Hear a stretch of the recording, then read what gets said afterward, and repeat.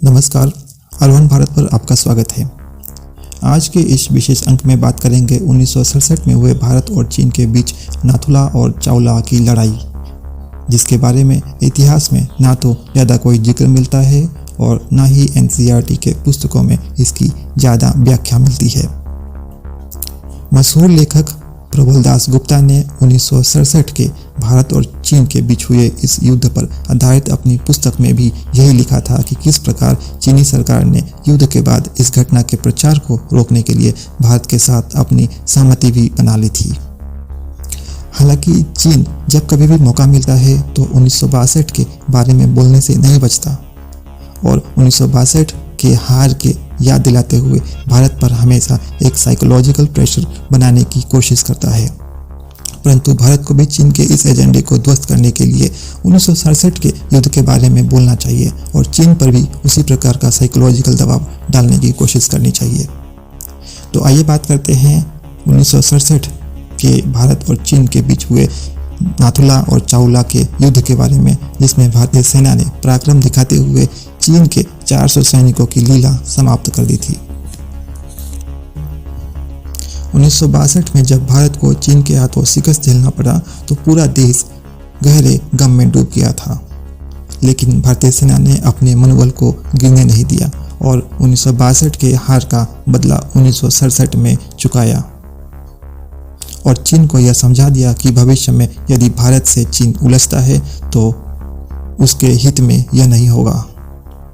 दरअसल साल 1962 के युद्ध के बाद चीनी सेना काफ़ी आक्रामक हो गई थी और हर बार भारत की सीमा के अंदर आकर के सलामी स्लाइसिंग की नीति के तहत भारतीय जमीन पर अधिकार जमा लेती थी। चीन के इस रणनीति को समझते हुए भारतीय सेना ने सिक्किम के नाथुला दर्रे के पास बॉर्डर पर कटीले तार लगाने का निर्णय लिया और चीनी सेना के नाथुला को खाली करने का अल्टीमेटम को मानने से इनकार कर दिया। इस घटना में भारतीय सेना के वीर जवान सगत सिंह की अहम भूमिका थी। भारतीय सेना ने नाथुला से सेदुला तक अपनी सीमा के अंदर कटीले तारों से सीमा पर तारबंदी करने का काम शुरू कर दिया था। इसी बीच 11 सितंबर 1967 को चीन की सेना चीनी कॉमिसार रेंग रोंग के नेतृत्व में वहां पहुंच जाती है और भारतीय सेना से तारबंदी के काम को करने से रोकने का मांग करती है।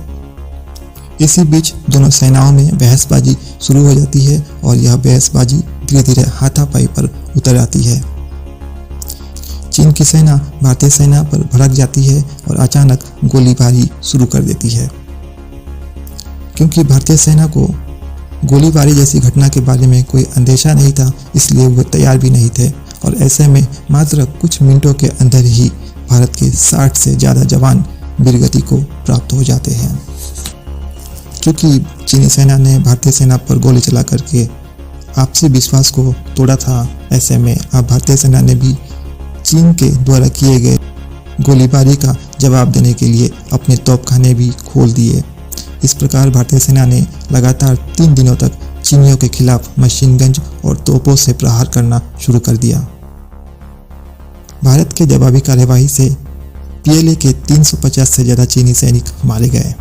लगातार 3 दिनों तक हुए भीषण गोलीबारी में चीनी सेना का भीषण नुकसान हुआ और चीनी सेना अंत में हार मानकर बिना शर्त 15 सितंबर को युद्ध विराम के लिए भारत के सामने गुहार लगाती है।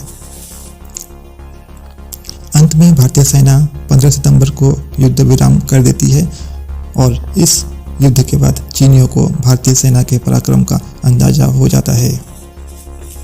आज भी नाथुला के पहाड़ियों पर भारतीय सेना मौजूद है और चीनी सेना को 1967 के बाद आज तक दोबारा गुस्ताखी करने की हिम्मत आज तक नहीं हुई है। नाथुला के इस लड़ाई के कुछ ही दिनों बाद 1 अक्टूबर 1967 को एक बार फिर चीनी सेना चावला में भारतीय सेना के खिलाफ गुस्ताखी करने की कोशिश करती है और सीमा में घुसने का प्रयास करती है, परंतु भारतीय सेना की जवाबी कार्यवाही से चीनी सेना का भीषण नुकसान होता है और चीनी सेना को मजबूरी में सीमा से भागते हुए 3 किलोमीटर अंदर तक भागकर चला जाना पड़ता है। इस स्थिति का फायदा उठाकर भारतीय सेना 15540 संख्या चोटी पर अधिकार जमा कर बैठ जाती है 1967 में हुए इस युद्ध के बारे में चीन ने कभी भी किसी के सामने जिक्र तक नहीं किया है और ना ही उसने इस घटना को अपने देश में जानने का किसी को मौका दिया है। विश्वसनीय सूत्रों के मुताबिक 1967 के इस युद्ध में एक और भारत के 70 के करीब सैनिक वीरगति को प्राप्त हुए थे, तो वहीं चीनी सेना की तरफ से 350 से ज़्यादा सैनिक मारे गए थे। इस युद्ध में भारतीय सेना ने चीन को यह समझा दिया था कि यदि भविष्य में चीनी सेना भारत पर आक्रमण करती है तो उसे मुंह की खानी पड़ेगी। 1967 से लेकर अभी तक चीन ने जितने भी घुसपैठ किए हो, चाहे वो 2017 वाली डोकलाम मिलिट्री स्टैंड अप हो या 2020 में हुई गलवान घाटी झड़पें, दोनों में ही चीनी सेना को भारतीय सेना के खिलाफ शिकस्त झेलनी पड़ी थी। भारतीय सेना के इस वीरगाथा पर आपका क्या कहना है और इस विषय में आप क्या सोचते हैं, कमेंट बॉक्स में ज़रूर बताएं। अंत में आपसे यही अलविदा लेना चाहेंगे। वीडियो में अंत तक जुड़े रहने के लिए बहुत बहुत धन्यवाद। जय हिंद, जय भारत।